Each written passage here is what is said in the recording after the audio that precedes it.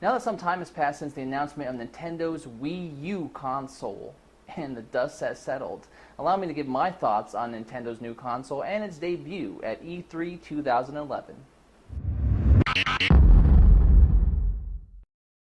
First of all, when the name was announced, I smiled. The kind of smile that when a woman names her newborn baby something and you go, why did you call it that? Well, I mean, it wasn't like that, but I mean, I was just thinking Wii U? I mean, you might as well just call it Wii 2. I mean, it's the same thing. It sounds the same, Wii 2, Wii U. But I know what Nintendo was going for, so no worries there. So the Wii branding has stayed with the console, which is really smart of Nintendo because the Wii is known the world over. And the U, well, I guess in Nintendo's terms, it's you, the gamer, to customize the console to your liking. There are pros and cons to this. The pros would be that using the Wii branding, as I said before, is a smart move because everyone knows the name Wii around the world and it will bring consumers back. But the negative is that the people that dismissed the Wii before may dismiss the Wii U just by its name. And if they don't, they definitely will based off the demos that were shown at the press conference of Mii's. And those people might say, just more of the same from Nintendo. And I was really surprised that people actually thought the tablet controller was actually the console.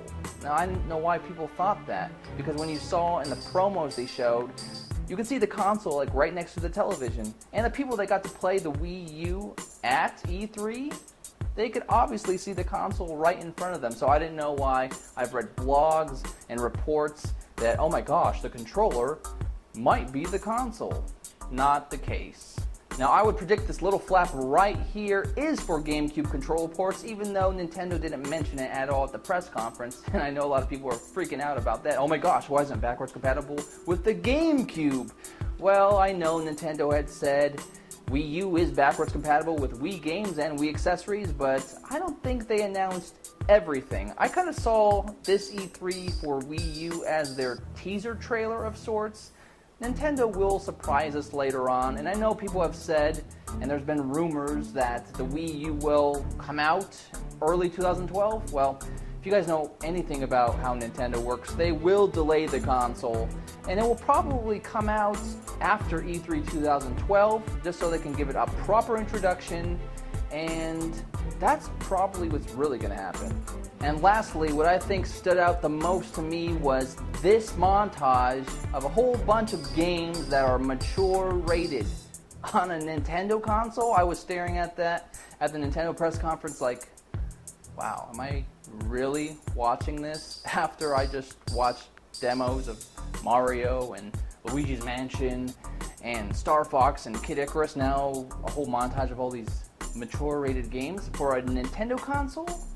Yep, that's what I was seeing, and I was really excited.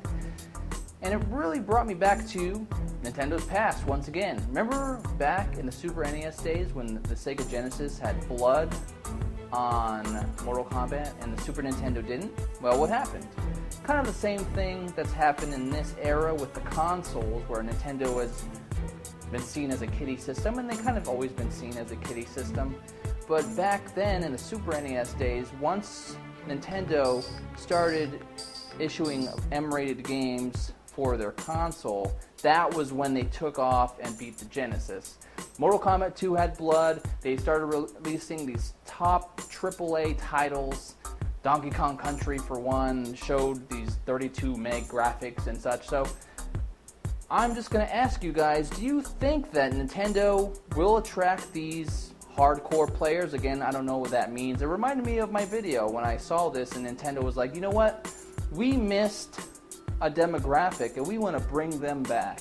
I was like, that's pretty bold to say. It's good that you recognize that you did kind of exclude some of these gamers that love first-person shooters and these mature-rated games. Even though there are mature-rated games on Wii, they're not as vibrant or rampant, or there's not a huge choice like on PS3 or Xbox 360. So Nintendo has recognized this, and they want to bring those gamers to their new console.